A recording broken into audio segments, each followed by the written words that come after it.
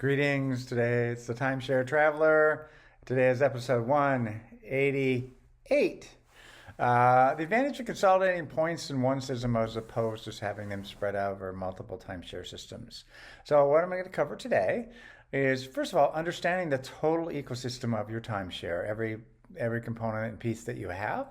And just talk about why it's easier to learn one system versus multiple. I mean, it's obvious that one is easier, but I'll explain all the things you have the opportunity to learn so you can see why it's better to focus on one. And then my favorite tips for maximization of my timeshare points. And then I'll do a comparison of consolidation of points versus points in multiple systems. There are some pluses with multiple systems. I actually have multiple, but most of them I'm at elite level, so it's similar to what most people would have in one system. And then I'll lastly talk about the advantage of the hotel timeshare connection. There are some timeshares out there that don't have a hotel, and I wouldn't recommend any of them. I would stick with ones that have hotel chains connected to them. Anyway, before I go into the details, let me tell you a little bit about my channel, and I'll be right back. Hang in there. Hi, this is Cliff, and I'm the Timeshare Traveler.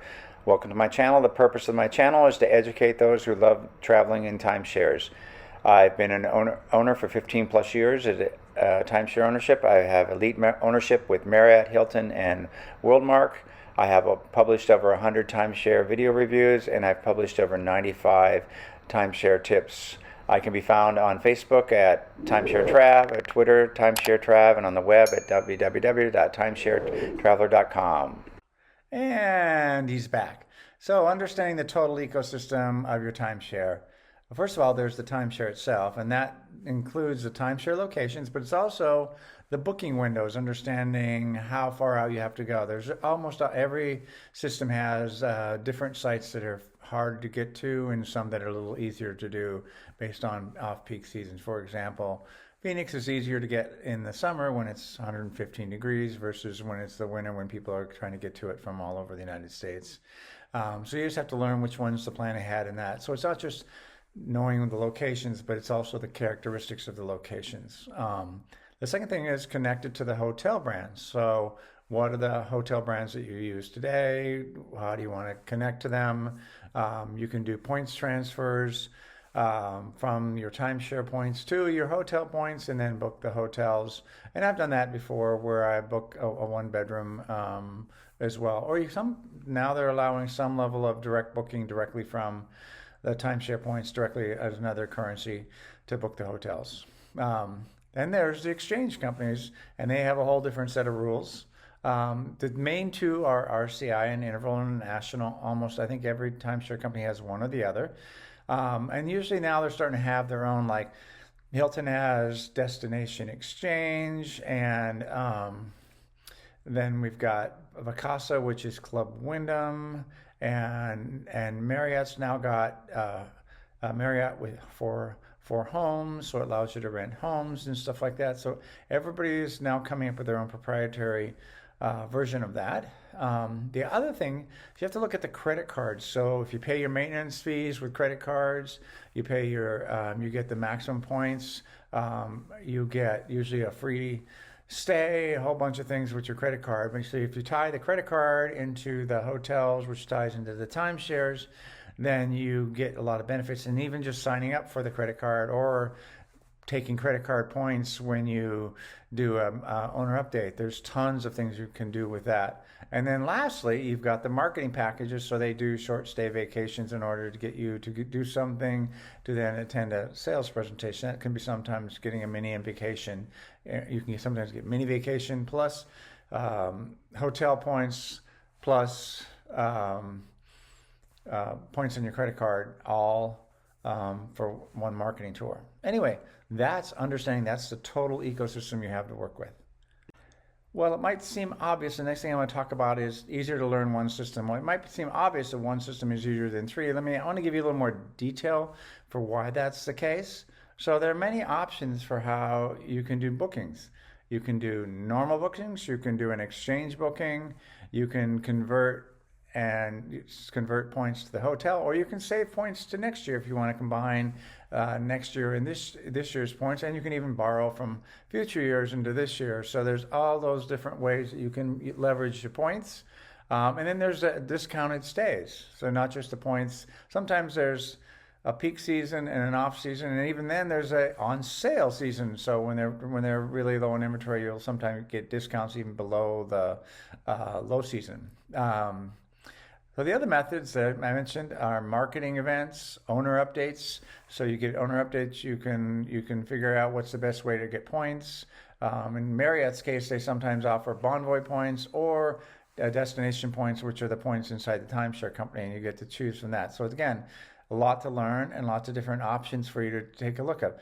Then there's the whole trial packages, and then these can come in different forms. They come in forms of when you do an owner presentation and you say, no, I don't want to do that, they'll offer you another chance to stay, and it's really a highly discounted trip plus additional points for your credit card or for your hotel points. So it's quite complicated, the number of different ways you could do trial packages. I even did a trial package before I did Worldmark. They had one. I even did one for Hilton when it was they have trials that you just buy that are just like Worldmark's was 20,000 points.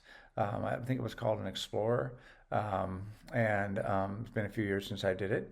And then again, I mentioned credit cards, so you can get your maintenance fees. You can use your credit cards to buy the timeshares even and get lots of points that way for buying them. And there's extras. There's cruises, airfares, and usually when you do buy, particularly from a developer not used, you'll get bonus points. And often this is equal to 1 or 2 times the number of points that you're buying on a one-use basis. So in other words, if you buy, I use Marriott, 1,500 points, they'll often throw in not just 1 but 2 or 3,000 point vacation. So effectively for the first year, you have 3 times the points that you normally would have. So that's why hopefully this gives you a sense of all the things you need to look at when deciding how to learn one system. You want to learn all of it. And there are a lot of short stay options and things like that, buying using cash, even more things that I talked about. So a lot of things to learn. So focus on one system, get good at it, and I think you'll do better in your timeshares. Okay, now I wanted to go directly into my favorite tips for maximization and leveraging all the different pieces. So whenever I buy things or even go on a marketing program, I get gifted points. I've gotten up to 120,000 Hilton Honors points, 100,000 Bonvoy points just for going on a prepaid package. And these are totally separate from the timeshare points that I already own. And that usually includes a mini vacation included in that. Usually Hilton typically is 3 days, 4 nights. That's very similar to Worldmark. If you go to Hawaii, it's typically a little bit longer. Usually can be 6 days, 5 nights. So it's options at the end when you say, no, I don't want to buy, they'll actually often offer you a discounted vacation after the presentation. And this can be as great as a week. And basically it's covering the maintenance fees of a vacation, so you don't have to buy the points. You can just do the maintenance fees, and if you own points, they'll typically do this. I've never been told no, so I've never reached the limit that I know of. My other favorite tip is I love my credit cards. They all give me points for free stays. I think I've done videos before where I've earned like 60 free days in a year. I had not last year. I wasn't traveling quite as much, but the 2 prior years it was like 35 to 60 days with all the different presentations, use of my credit cards and things like that. That's good for free timeshare stays, free hotel stays. So if you really focusing on one, you tend to get more of a consolidated, bigger bundle of points, and that'll go further. Then the next thing is my favorite is last minute stays. Yesterday, this morning, I just checked out of a GPX, so I paid $484 for the week for a 1-bedroom in Napa, California. So that works out to about $80 a night for a 1-bedroom, which is pretty amazing. I've done it for less than $400 before, which makes it, I've gotten them as low as like $40 a night when I've done it. So these are typically last minute exchanges or low off-peak periods. Then even just doing off-peak travel. I travel off-peak. Literally, if you can go from like, if you don't have kids in school and you go in September versus August, just for Hawaii, you can actually get up to like a third off. And then there's, even if you're willing to go in, end of January, February, Hawaii, even you can get 50% off or more, sometimes depending on the specials they have.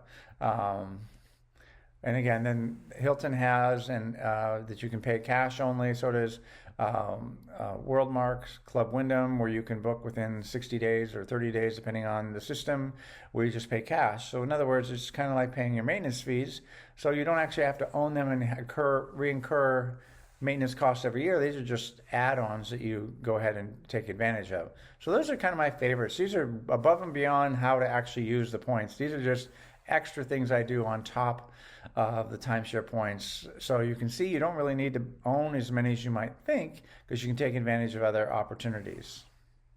Consolidation versus points in multiple systems. Well, this goes way back for me, 40 plus years, when the original airlines were all offering, join my club and you'll get free flights. Well, what I found was I'd have one flight over here, one flight over there, and one different airline. But if I focused on it, I ended up with 3 flights. So I ended up with extra flights just by focusing in on one of the systems and always trying to travel on the one airline or so forth. And right now my airline is Southwest.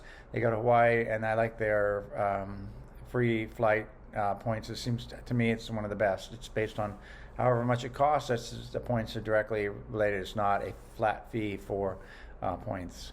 The advantages of consolidation are you get status much quicker, versus that was the other thing I ran into. I wasn't getting status, and status in airlines get you upgrades.